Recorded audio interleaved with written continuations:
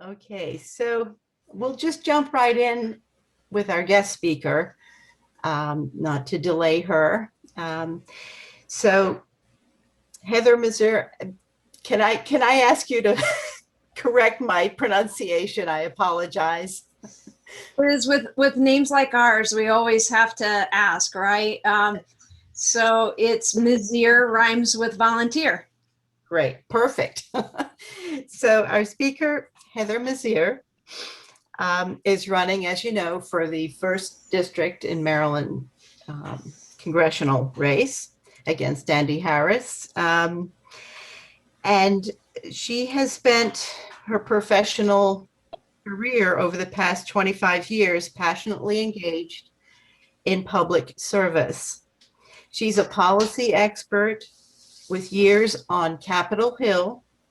She's a former legislator in the Maryland House of Delegates, a farmer, founder and CEO of a nonprofit organization focused on social justice. So please join me in welcoming Heather Mizeur. Great. Yay. Yay. I'm glad we're still able to gather via Zoom, even as we're starting to venture into more in-person events. And it was really wonderful to see some of you in person at the Memorial Day Parade in Elkton. That was such an amazing, beautiful, gorgeous day. And I love jumping up on your float and shaking hands when, oh my gosh, we can touch each other again, sort of. Sanitizer afterwards. We're all navigating this strange world together, but thankfully we also still have an opportunity to gather on a platform like this to spend time together connecting. And I really appreciate the opportunity to introduce a little bit more of who I am and why I'm running to be your congresswoman, and would love to earn your support tonight. And the questions and answer portion of the conversation is always what I find most engaging. So about 2 weeks ago, what landed in mailboxes all across the first district were envelopes from Andy Harris that had 3 pages of desperate material in it, that the envelope itself gave you a sense of what was inside. Emblazoned on the envelope, it said, Heather Mizeur, my Democratic opponent, outraised me by more than $100,000 in the last quarter, and they're redrawing the district lines. You'll lose your only Republican congressman if you don't help out now. That's worth throwing our hands up as well, because 16 months out before the general election, we have never ever in the course of Andy Harris's career seen him sweating so hard and fast in this election as he is now, with the campaign that we have put together to challenge him. And it's with good reason that he's running scared. In 10 years, Andy Harris has passed one piece of legislation, and it's to rename a post office. But in the 8 years that I was in the legislature, I was known as a workhorse that knew how to reach across the aisle, transcend partisanship and ideology to get meaningful, important pieces of legislation through the General Assembly. On healthcare, I arrived in Annapolis with a mission that I felt very strongly about from my time while I served in Capitol Hill as John Kerry's domestic policy director. I worked with him when he ran for president in putting together his health reform plan for the presidential campaign. And we tried to break pieces of that off and get it introduced as individual pieces of legislation in the Congress after he came back in 2004. And we were getting nowhere. And so I decided, we can get some of this done in state legislatures. And I was motivated to run and win a seat in the General Assembly in order to push through meaningful pieces of legislative reform. So I sponsored, right out of the gate, my first bill was the Family Coverage Expansion Act. And it allows young adults to remain on their family's health plan until they turn 25. It used to be that you'd graduate from high school or college and you would basically hand over your health insurance card, your family's health insurance card, in exchange for your diploma. And that was putting undue burden on so many of our families. And we passed this law in Maryland way before it got folded into the Affordable Care Act under the Obama administration. That's what often happens. Good ideas are tested out at the state level, and then they get replicated and copied in federal legislation. So after the success of pushing through the Family Coverage Expansion Act, I took a turn at pushing through what I called the Kids First Act. It's a law in Maryland that has uniquely found children who are eligible for health insurance, but their families just didn't know it. And we do rapid outreach and enrollment to get those families covered just through a real simple fix. Sometimes our legislative approaches don't have to be super complicated, fancy ideas. They just have to be innovative and putting two and two together. So often families don't know that they're eligible for health insurance, but one of the things that we know for sure on every family's tax form is how much money they make. What is their income level? And it's the income level that qualifies you for health insurance coverage for state assistance. And so we push through and have a question now on the tax forms asking families to report if their children are uninsured.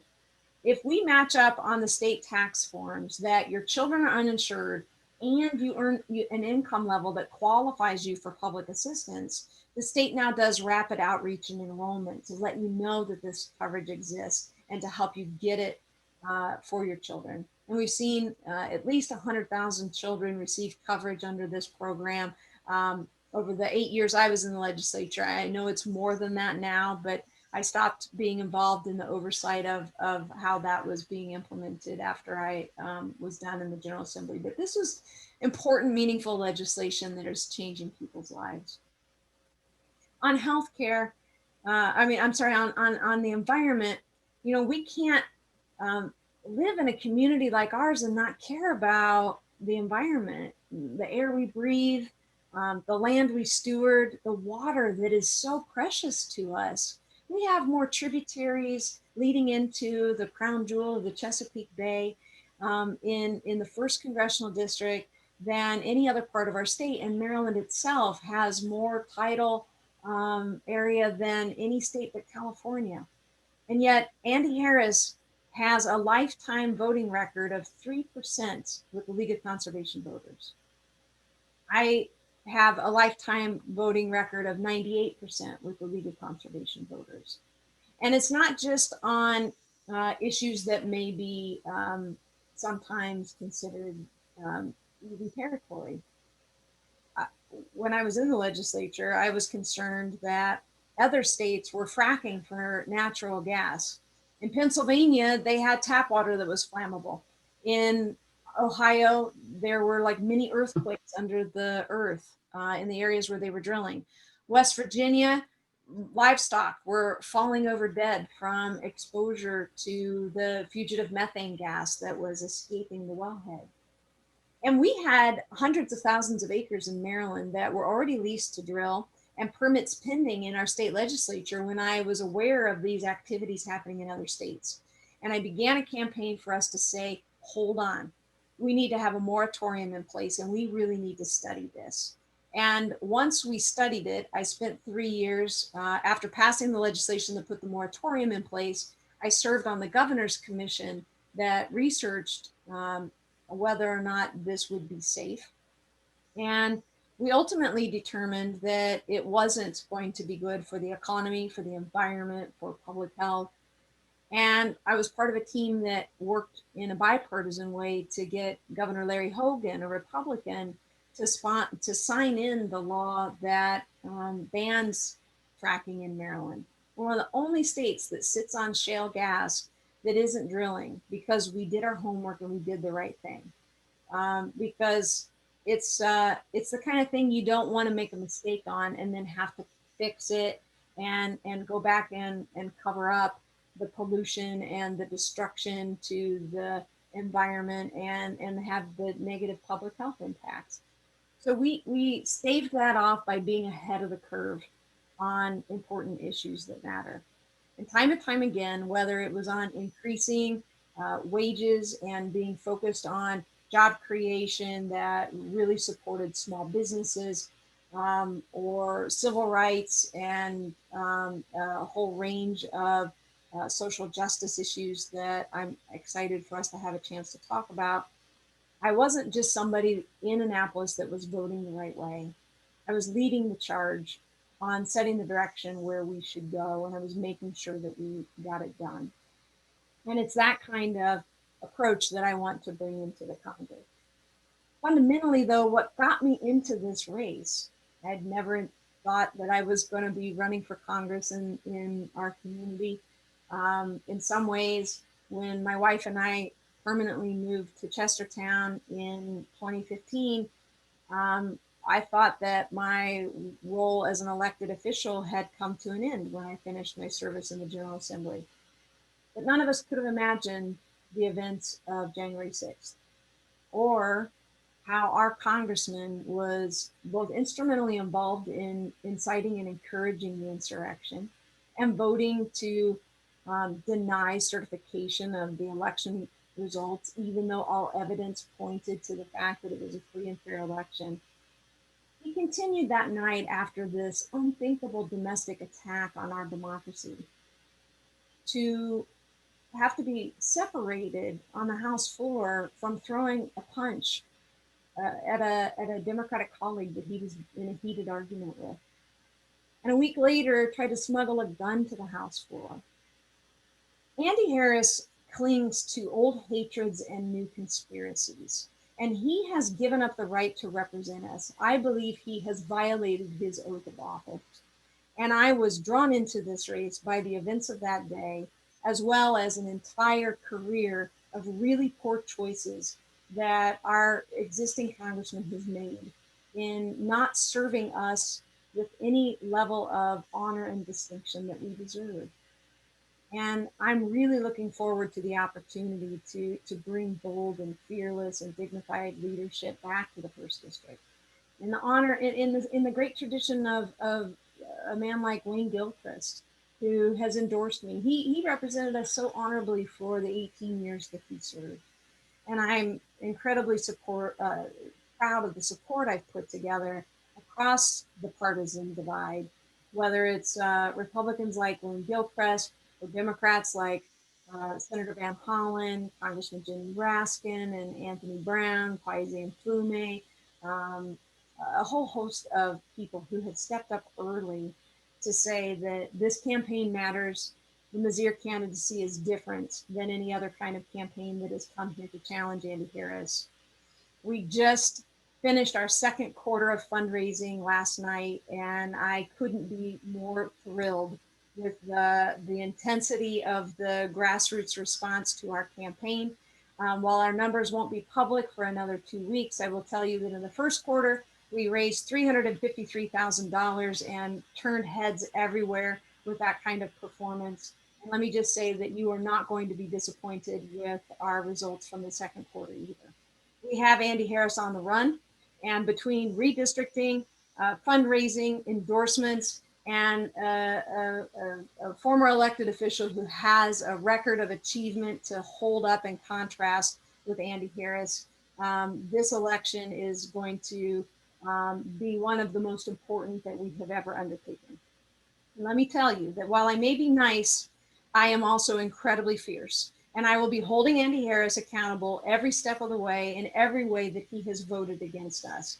And we are going to clobber him in November. And I hope over the course of this campaign, and maybe even as early as tonight, that I have the opportunity to earn your vote, your support, your trust, and your engagement in this campaign. I welcome the opportunity to answer questions that you might have tonight.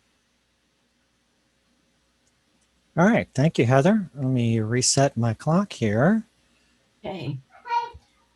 So thank you very much. And I apologize if you hear some noises in the background. I have visiting grandchildren who are unfortunately not always able to understand what it means to give some quiet. I want to interrupt right there and say that the joy and exuberance and love of grandchildren is something that's awesome, right? Like Like, that's one kind of fun thing about all of us getting to know each other, is so much more resilient and understanding and encouraging, allowing the life that is around us to interface with how we show up in these settings.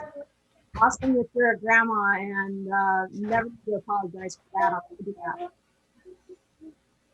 that. It's a wonderful experience. So we're going to open the floor up to some questions now. And I'll go ahead and kick off with a question. And then we'll go around, and Sean, I guess you can manage the the muting and unmuting of everybody. I think everybody so everybody so far is doing pretty well with that. I'm going to go ahead and start the timer for a 15-minute Q&A session. Thank you. Okay, so my question is, in Cecil County, which is obviously part of District 1, we consistently have voters, Republican voters, turning out for the polls, and they have voted for Andy Harris 2/3 to 1/3. I mean, the vote has been, the numbers just have totally prevented any kind of Democratic candidate from winning. So how do you propose to overturn that? Yes. So a couple of things. In the past, I'm not sure that previous candidates have had sufficient resources to get their message out and connect with voters in an important way, and be able to then turn those targeted voters out to support them on election day. And we intend to be a very well-resourced campaign that knows how to spread our message and connect and turn our voters out to the polls in a very sophisticated operation that is going to help us deliver a greater voter turnout on our behalf than maybe previous campaigns. We'll also be benefiting from a remaking of our district that's going to make it a little more balanced. And we can talk more about that if anyone has questions about how redistricting will benefit us. But let me say, on the point of connecting with Republicans, let me give you one example of how it is that I have, over the course of my career, not just talked a good talk about bipartisanship, but have actually delivered on an ability to appeal across the ideological spectrum.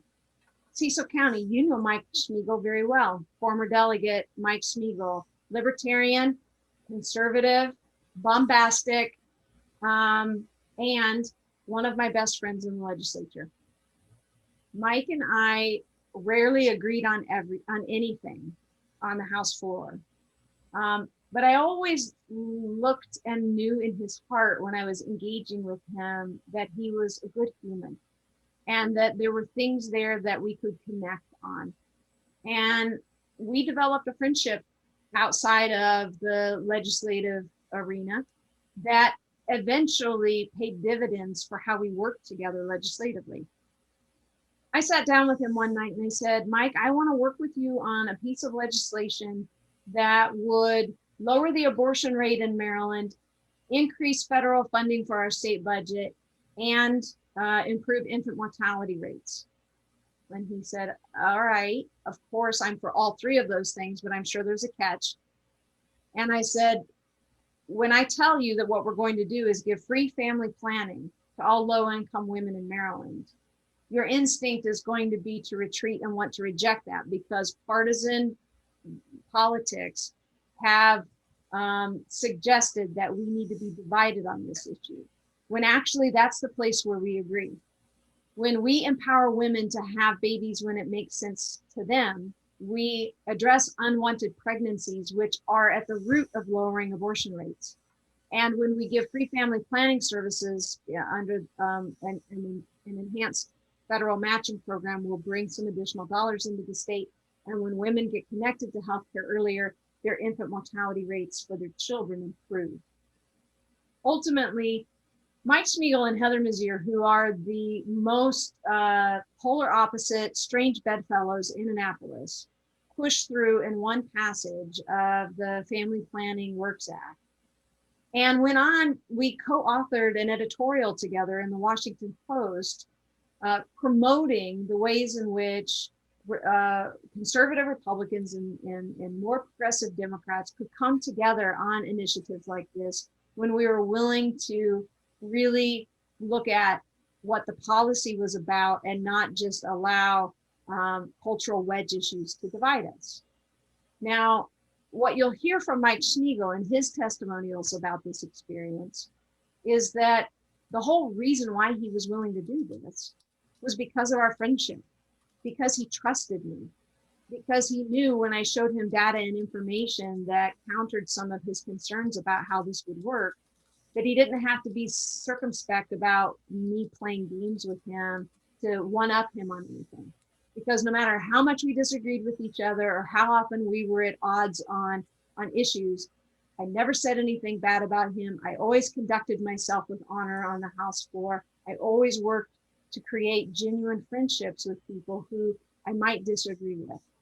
And I don't think that that's something that is just going to work in Annapolis. I believe it's something that will work in Washington as well. And it's the kind of common sense approach that the Eastern Shore really resonates with. And when I'm talking in living rooms or even around combines here in the Eastern Shore with voters who might not normally be someone you would think of as a voter from Mizeur, they're coming into our camp because they understand the pragmatic, common sense, bipartisan approach I've always brought to the work I do, while I simultaneously have stood up for every value that I care deeply about and know how to get important legislation accomplished. Okay, thank you. Let's see, we'll go with David first, and then we'll go to Evelyn for the next two questions. Thank you so much. And once again, Heather, thank you so much for being here tonight. And thank you for giving us this opportunity to meet up with you.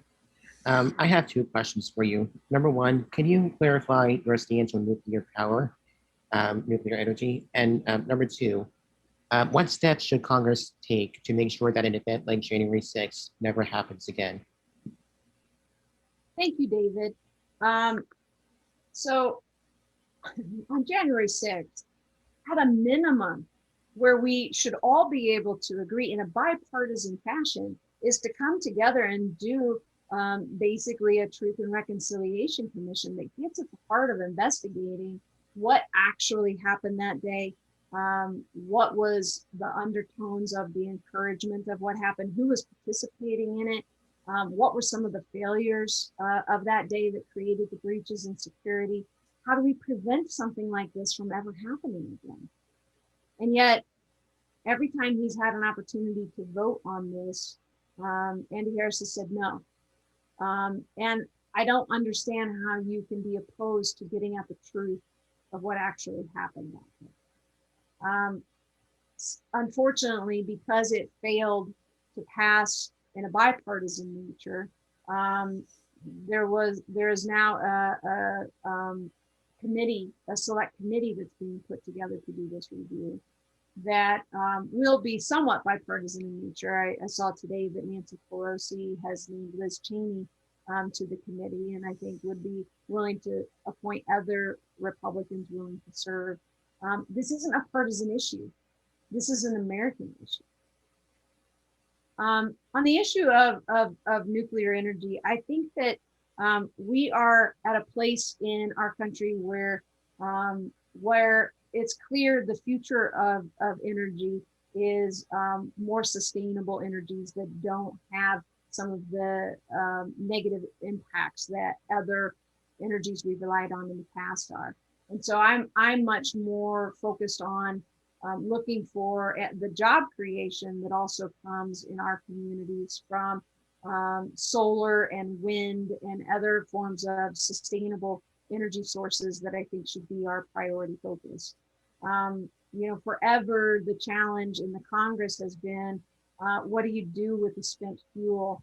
Do you put it under, there were proposals for years of storing it out in Nevada under Yucca Mountain, but then everyone in Nevada is like, nobody wants to take the dangerous byproducts that come from that. And I don't know that we need to be as focused on that source of energy when there is such a promising opportunity in renewable, sustainable energy that I think is the direction that our country seems to be trending in at this time. Thank you, Heather. Okay, Evelyn? David, let me just say, if that's an area of expertise for you, like I'm just sharing with you, not as an expert, just like what I can give you as an answer right now. If that's an area of expertise that you want us to know more about, please send more information to the campaign on what you would like us to consider in relationship to it. Sorry, Thank you Sean. so much. Oh, no, that's quite all right, Heather. Absolutely. All right, Evelyn? You'll have to unmute yourself. Unmute. Did it? No, you muted it. No, you just muted yourself again, I think. Did or not? No, There you go. Okay. Okay. I had it reversed. It says mute. Anyway, I just, it sounds like you're very knowledgeable and have had a lot of experience. I might have missed earlier, or were you in the Maryland legislature? Okay. And For 8 years. for 8 years. Okay. That's why. And how about your family or support system? Yeah, thank you for asking. Well, I grew up in rural Illinois originally. I'm a come here, not a from here. Most of my birth family is still back in Blue Mound, Illinois, population 1,200. My mom and dad have a house on the same street as my sister, her husband, and 3 kids, although her oldest kid is married with a baby now and is 2 doors down. So there's like a triangle of my family on the same little block in the same little town in rural Illinois. And within 1 weekend of our first visit to Chestertown in 2005, Deborah and I, my wife Deborah, we've been married for 16 years come August. When we first came to Chestertown to visit friends in 2005, we fell so in love with the community that we bought a small cottage here 1 week later and began the journey for the first 7 of the 16 years that we've been here as part-time residents. We lived and worked in Tacoma Park and Silver Spring. And then Thursday night to Monday morning, we were here in Chestertown. And then we bought, in 2011, we bought a farm. My spouse is a clinical herbalist and wanted to have land to grow herbs to support her clinical practice and her patients. And we have a small 34-acre farm, about 10 tillable acres that are the organic herbs that she grows for her practice. It's a very different kind of farming than I grew up as. I'm a 5th generation farmer, but my family did corn, soy, and wheat, a little bit of livestock. And we just so fell in love with the farm and our community here that when my service in the General Assembly was done in 2015, in January of 2015, we moved here full time. And Here is Cecil County? Kent. Kent. We're across from Urieville Lake, between Chestertown and Kennedyville on Route 213. They're more conservative than Cecil County is. Parts of. But no, Kent County is actually a very good, strong Democratic base of support. So it's a real beautiful place to live. And the support system for me in outside of people is this land, this beautiful place.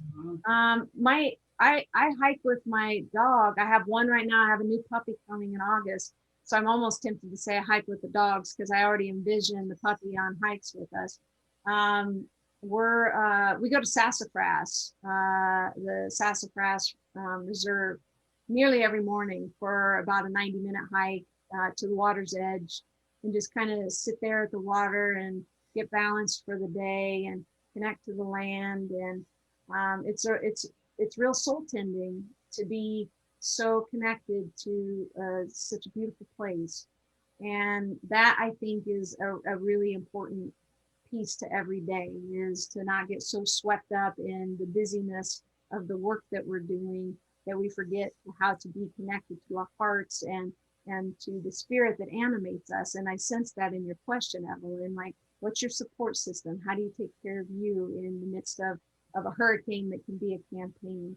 And in addition to the people who love me, I have a lot of animals and land who loves me very well, that I'm very much You board another horse or a horse? I do. I have a horse. I'm not a horse rider. I'm a horse caretaker. I'm a big sap for rescuing animals. And about 4 years ago, a friend of mine who has a horse farm on Airy Hill told me about this real special horse that she was concerned was going to auction. And she proposed that we adopt him together. And so I tried to ride him a few times and found the hard way that he had a trigger when you try to mount him. And so I don't ride anymore. I learned that black and green makes black and blue on a horse. I'm still down in the back from that incident. But yes, connecting with the horses is really beautiful. I'll have to introduce you to a friend, good friend who just retired, who's a strong Democrat, who's very bright. She's a child psychiatrist, and she has driving ponies. You just sit in the cart and she'll drive them. Perfect. That's absolutely my speed, Evelyn. Got me that contact. Campaign at heathermizeur.com. Okay, Okay, that's it. Thank you. with unanimous consent, I'm going to extend the Q&A here by a few minutes. I think we'll probably have enough time for 3 more questions. Eunice, then Jenny, then Donna Horgan. And then I think we'll be all done with the Q&A session. Eunice, go ahead. You have the floor. Thank you, Sean. And thank you, Heather. I just want to tell you that thank you, because you are one of the first candidates in my 21 years of being in Cecil County that formed a Black Alliance group. And I want to thank you for that, because part of the complaint and part of the apathy is that candidates come, they court our votes, we vote for them, they go away. You've shown me that you want to, I'm getting emotional. You've shown me that you want to partner with us. And I appreciate that so much. So thank you for that. I can't be a part of it because it's the same night as our meeting. Okay. I tried splitting screens and that didn't really work. So I just wanted to ask you, what are you going to do to fight the apathy? That is a great move, what you have done. But how will you bring us together? How do they know about you? How will you get your message to them? To them being more African American. African Americans, yes. Yeah. Okay. Great. Thank you for that, Eunice. I'm so equally touched. Yeah. Me too. That is the whole purpose of creating the Black Alliance for Mizeur. I very purposefully chose it to be the very first group I put together. It's the only group that I'm personally dedicated to attending every meeting for as well. I'm not going to always be able to do every meeting for every group that's going to come together in the course of this campaign. But I believe strongly in connecting with Black excellence and making that a part of the campaign, but not just for winning an election, but for how we're going to govern together after we win. And so this is one of the ways that we're doing it through the Alliance is word of mouth. Please make sure everyone in your network knows, like, you can't be there because of the conflict, but hopefully other people in your friend network can know. In addition to the meaningful dialogue that we have among myself and the group members, I have really awesome guest speakers that are going to touch on various topics. And last month was Delegate Gabe Alvaro, who talked about all of the um, uh, criminal justice reform bills that went through the state legislature last session. Next month is going to be the Reverend Delman Coates, who was my running mate when I ran for governor in 2014. And he's going to have a really beautiful conversation about monetary and fiscal policy issues from a civil justice perspective on jobs and bank lending and access to capital and support for minority-owned businesses. So we're just bringing resources and dialogue and engagement and building that relationship of trust that is important. And I am building that relationship while simultaneously working over the course of the campaign to find the ways to also bridge the very big divide that exists still in our communities over the challenging conversations that we have to have about the wounds that exist in our communities from racism that has been handed down over generations. And as an anti-racism educator through my nonprofit organization, I've been teaching a class for a while now on how to unlearn racism. And I think that I have a certain skill set that knows how to, particularly with white audiences, to have a dialogue about calling us in rather than calling us out, and having not just a safe space, but a brave space. I'm willing to create conversational space where we can touch on things that create discomfort and aren't easy to talk about, but are important for us to explore together. And that part of the reason why these conversations don't often happen in our communities is because we don't have somebody with the right skills to help facilitate creating the container for how to do it. And in some ways, our campaign is going to be that container.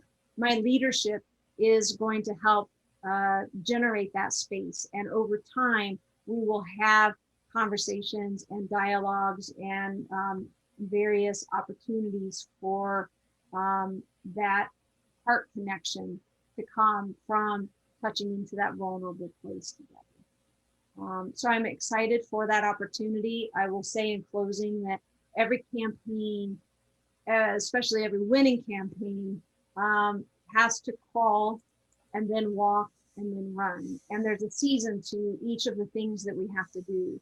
Right now, we're in the fundraising season. A lot of what you're seeing come out of this campaign is very, very focused on meeting people, raising awareness, generating supporters, and then asking them for grassroots donations to invest in the campaign so that we can hire the staff, the team, and have the materials and the commercials to get that message out. But there'll be other phases of the campaign that are about community conversations and dialogues and house parties and meet and greets, and all of those places are places for this kind of work to be ongoing. And we've got 16 more months. We're at the very beginning of this. It feels like we're further in because we've been running so hard already for 5 months now.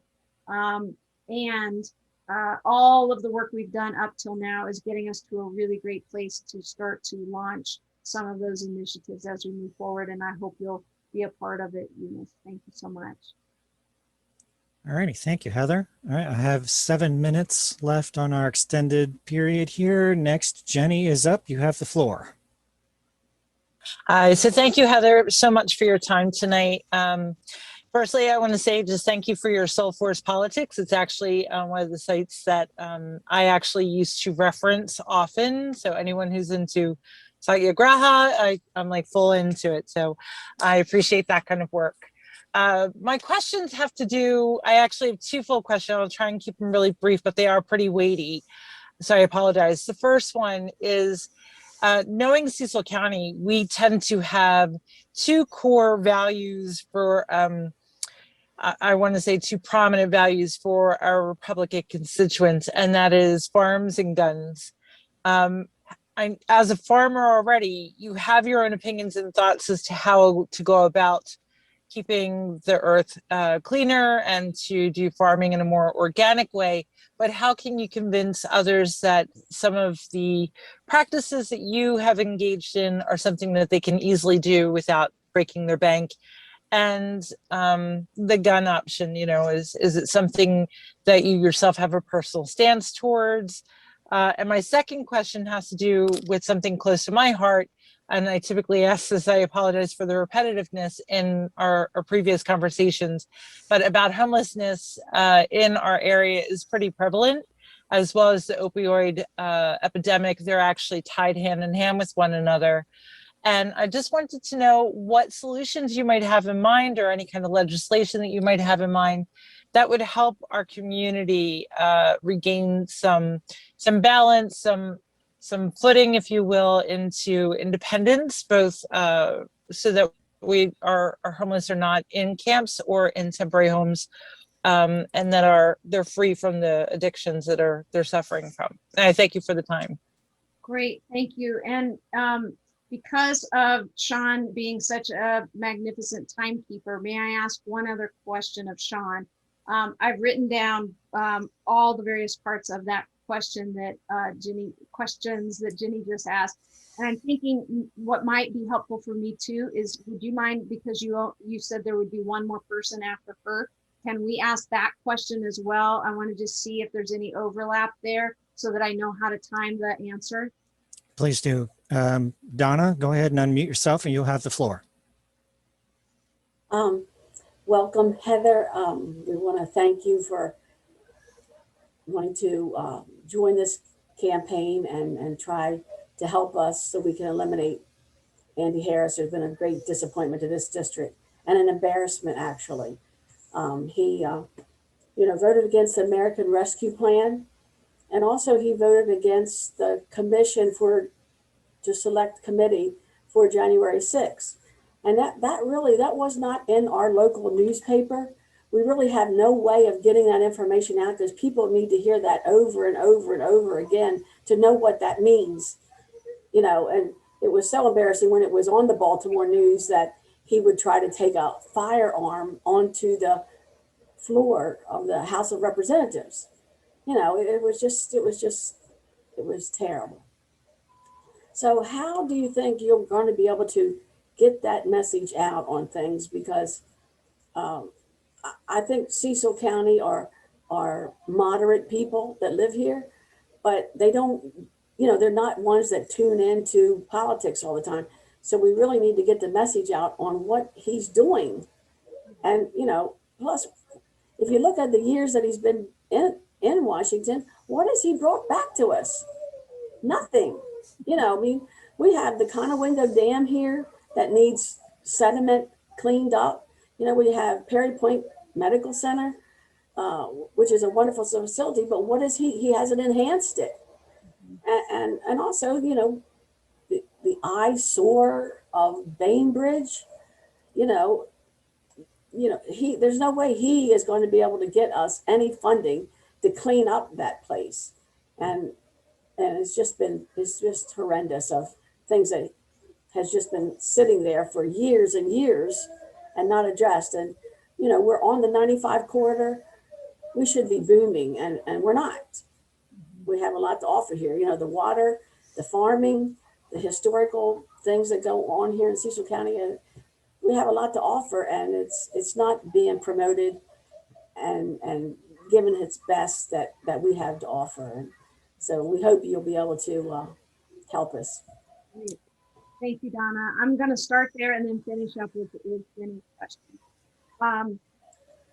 You're absolutely right. I mean, just about 3 weeks ago, maybe 2, time is like a weird thing. The House infrastructure package came out, and there was a bipartisan agreement on the House side about a range of projects that were going to receive funding. And there were $130 million worth of projects for Maryland in this bill that covered 20 different big initiatives and covered in every single legislative jurisdiction except for the 1st congressional district. And it was because Andy Harris made not one request on our behalf.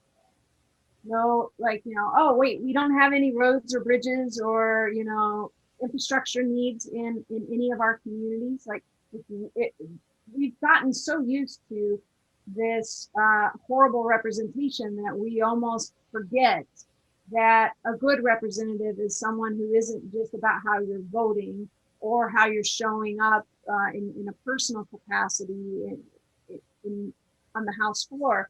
But how are you back home representing the district? How are you in conversation about the needs in the communities, and then effectively advocating that for us within the Congress? And the way we get that message out is a combination of, I need you to share with your friends. We have already highlighted all of these issues, including all the places that Andy Harris has taken bad votes. As he was voting against the American Recovery Plan, we have something on Facebook and Twitter every single day about all of these things. So encourage people to follow us on social media. If you go to our website, heathermizeur.com, and I'm going to ask Noah, my campaign manager, who's here, to put that in the chat box. You can click on the icons for the social media buttons to follow us and encourage your friends to do the same. And again, it goes back to resources. Will we have the money to communicate these messages? And I say we will. We're going to have a really important launch video that gets released later this month. That is a really great bio piece that is a contrast to who I am and what I have done and who Andy Harris is. All in 2 minutes. So, no one has an attention span to watch more than 2 minutes, but in these 2 minutes, there's a very effective piece. I'm going to ask you to share that, to be on the lookout for it. Sign up on our email list. That's where you're going to get notification. It'll be on social media, and push that out and share it with your friends. A campaign is all about us creating the message and the approach and getting that reverberated out through the concentric circles of people who are our supporters. So, wanna follow what we do. We'll give you the messaging on nearly a daily basis on how you can then push that out, talk about it in your circle, share it on social media, and make sure that your friends and neighbors are beginning to do it. Jenny, on homelessness and the opioid addiction, those are both important issues to me, and I do have some ideas, but we're not going to have time to talk about them in what we have left here tonight. Let me say that I'm also, though, in a strong listening phase for best ideas on how we approach addressing some of these things. And I sense that this is an area of, if not expertise for you, passion, where you might have some valuable insight that I welcome that you share with us in the campaign. Homelessness is obviously, and particularly in the Perry Point perspective, homelessness and service to our country as veterans, like those things shouldn't be attached. You should never have a homeless veteran, and yet we often do. And that is a really important area that we have to focus on. And oddly, with the Perry Point project, with affordable housing for veterans, like we had to deal with NIMBYism, with people not wanting some of that housing to be created in the community. And so some of this is about community dialogue and how we're going to show up together, at a minimum for the people who live in our country, but, writ large, in where do we invest resources and attention and caring for the most vulnerable in the community. You mentioned farms and guns. That's also a longer conversation, but let me just quickly touch on the fact that my approach to farming has always been that it's a false narrative that there has to be a divide between environmentalists and farmers. Farmers care deeply about the land. And what happens sometimes is that we inherit practices from our grandparents that maybe aren't serving some of the goals of how we also have to be aware that we're in the middle of a climate crisis. But our farm bill at the federal level for too long has incentivized the wrong kinds of practices. I mean, we have, so many subsidies in the farm bill that in some cases pay people not to farm. Well, how about if we paid and incentivized farmers to do carbon sequestration in the soil and organic farming, and marry some of our, what we know to be best practices for the environment and addressing the climate crisis with a 21st century approach to agricultural policy. It has resources associated with it. So it's not that it's a regulatory burden on the farmer, but that it's an economic incentive for participation and compliance. And there's so much more to be said there, but that's about all we have time for right there on that. And on guns, I would say that I grew up in a family of hunters. My 13th birthday, I couldn't wait to get my first gun. It was a BB gun and then a pellet gun. Though I knew after I took my first shot at a squirrel and I missed, and I was so thankful because I realized in that moment that for me, I would have been emotionally sad to have actually killed something. Not a judgment on anyone else who's a hunter. I totally support it. I just knew target practice was always going to be better for me. So that's where I've always spent my time. And I think that there's an approach on the shore that understands that we can support our gun culture and having access to firearms for both protection, safety, and hunting, and simultaneously be for regulations that keep these guns out of the hands of those who would do harm to us. That there are common sense solutions where there is oversight, where there can be agreement. And I am all about advancing that dialogue. And you talked about both of those things as being core values. And I just want to close with this. I want you all to understand the access point of the core values that I bring to all of the decisions I've always made. And it goes all the way back to when I was that little girl in Blue Mound, Illinois. While other teen girls had poster pinups of teen idols, I had Jack and Bobby Kennedy and an American flag in my bedroom. And after my morning prayers, I would get up and I would stand in front of the flag and I would say the American creed. And embedded in that creed are principles that have always guided me. And I want to share that creed with you because not everyone's familiar with it. I believe in the United States of America as a government of the people, by the people, for the people, whose just powers are derived from the consent of the governed. A democracy in a republic, a sovereign nation of many sovereign states, a perfect union, one inseparable, established upon the principles of freedom, equality, justice, and humanity, for which American patriots sacrificed their lives and fortunes. Therefore, I believe it is my duty to my country to love it, to support its Constitution, to obey its laws, to respect its flag, and to defend it against all enemies. In those four principles, freedom, equality, justice, and humanity, is the intersection of where we can hold our values together as a community, no matter whether you're a Republican or a Democrat, no matter what your ideological bent is. We're always going to find some consensus from those things that unite us as Americans first.